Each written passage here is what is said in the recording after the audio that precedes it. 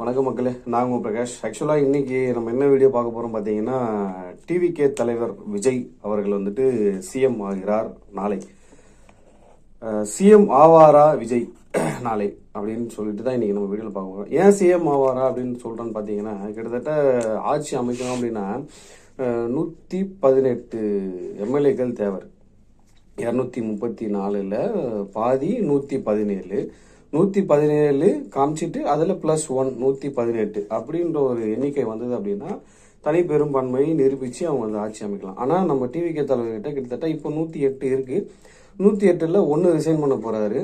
Maybe Trichy கிழக்கு, திருச்சியில் வந்துட்டு அவர் ரிசைன் பண்ணாருன்னு பார்த்தீங்கன்னா 107 தான் கையில் இருக்கும்.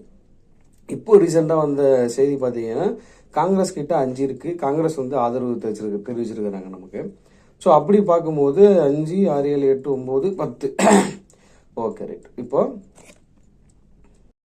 நம்ம தவைக்கையில் இருக்குது 107 + 5 வந்து இப்போ காங்கிரஸ் ஆதரவு அஃபிஷியலாக சொல்லிட்டாங்க. காங்கிரஸ் ஆதரவு 5. அப்படி பார்த்தீங்கன்னா 112 இருந்தாலுமே வந்துட்டு இன்னும் நமக்கு தேவை இருக்குது. 118 நமக்கு தேவை இருக்குது. 118 இருந்தால் போதுமா ஆட்சி அமைச்சிடலாமா அப்படின்னு பார்த்தீங்கன்னா ஆட்சி அமைக்கலாம். பட் அதுவுமே வந்து மிக கடினம். ஏன்னா பார்த்தீங்கன்னா கிட்டத்தட்ட நமக்கு வந்து 118க்கு மேலே, அதாவது 120, 121 அந்த ரேஞ்சில் இருக்கணும். அப்படி இருந்தால் தான் சப்போஸ் வந்து ஏதாவது ஒரு எம்எல்ஏ வந்து ரிசைன் பண்ணாலோ இல்லை ஏதாவது வேறு எதுவும் காரணங்களால் ரிசைன் பண்ணி எதாவது ஆச்சு அப்படின்னா நமக்கு பாதிப்பு ஏற்படாது. இந்த 118 மேலே இருந்தால் 120, 121. ஆனால் 118 தான் கரெக்டாக வச்சுருக்காங்க அப்படின்னும் போது 118 இருந்தால் இதில் ஏதாவது முன்னாடியே சொன்ன மாதிரி தான், இதில் ஏதாவது ஒன்று போச்சு அப்படின்னா திருப்பி வந்து ஆட்சி வந்து கலையும். இப்போது நாளைக்கு வந்து தவிக தலைவர் விஜய் வந்து சிஎம்மாக பொறுப்பேற்கிறாரு.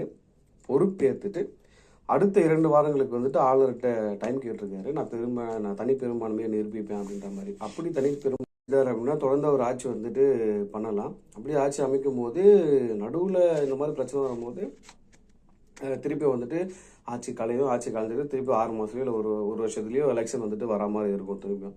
அதனால் அந்த மாதிரிலாம் வரக்கூடாது அப்படின்னு பார்த்தீங்கன்னா கிட்டத்தட்ட இவங்க 120, அட்லீஸ்ட் ஒரு 120 வச்சுருந்தாங்கன்னா கூட போதும். 120 இருந்தால் ஒன்றும் பிரச்சனை, ஒருத்தர் 2 பேர் ரிசைன் பண்ணால் கூட நம்ம ஆட்சி வந்து தொடர்ந்து பண்ணலாம். அதனால் அதில் எந்த ஒரு பிரச்சனையும் கிடையாது அவங்கள பொறுத்த வரைக்கும்.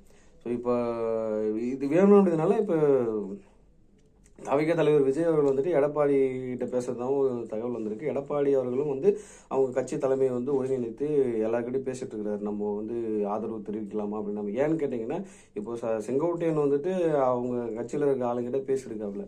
பேசிட்டு அங்கே கட்சியிலேருந்து நம்ம ஒரு 5 பேர் 10 பேர் 20 பேர் அந்த மாதிரி அங்கேருந்து இங்கே கூட்டம் வர மாதிரி பேசியிருக்காரு. அங்கேயும் ஒரு சில உட்கட்சி மோதல்களும் நடந்திருக்கு, இந்த மாதிரி ஆதரவு தெரிவிக்கல அப்படின்னு சொல்லிட்டு. அதனால் எடப்பாடி பழனிசாமி என்ன சொல்கிறாருன்னு பார்த்தீங்கன்னா ஓகே நம்ம போகலாம் அப்படின்ற மாதிரி அவரும் பேசிட்டு இருக்காரு. பட் இது அஃபிஷியலாக கிடையாது, பட் பேசிட்டு இருக்காரு. ஏன்னு பார்த்தீங்கன்னா ஆல்ரெடி வந்து கட்சி வந்து 2ஆ 3ஆ பிரிஞ்சிருக்கு. 2ஆ 3ஆ பிரிஞ்சிருக்கிறதுனால இப்போ இருக்கிறது ஏற்கனவே அவங்க 47 தான் வாங்கியிருக்காங்க. 47ல் திருப்பி இன்னும் 20 பேர் 10 பேர் போயிட்டாங்க அப்படின்னு பார்த்தீங்கன்னா அதுக்கப்புறம் ஒன்றுமே இருக்காது. கட்சி ஃபியூச்சர் என்ன ஆகும்னு தெரியாது. அதனால் எடப்பாடி பழனிசாமி அவர்களும் பேசி கொண்டு இருக்கிறார், இங்கே வந்து டிவிகே வந்து ஆட்சி அமைக்கலாமா அப்படின்ற மாதிரி.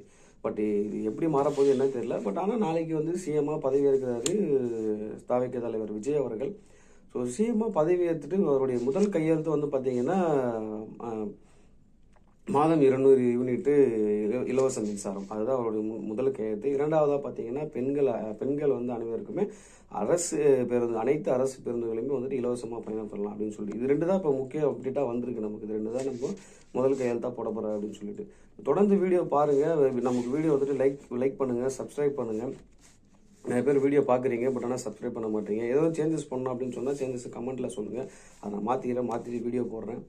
ஸோ லைக் பண்ணுங்கள், சப்ஸ்கிரைப் பண்ணுங்கள், கமெண்ட்டில் சொல்லுங்கள் விஜய் வந்து சிஎம் ஆகிறார், தொடர்ந்து வந்து அவர் சிஎம்மாக தொடர முடியுமா, இல்லை ஏதேனும் பிரச்சனைகள் இருக்கா அப்படின்ற மாதிரி கமெண்ட்டில் சொல்லுங்கள். தேங்க்யூ ஃபார் வாட்சிங்.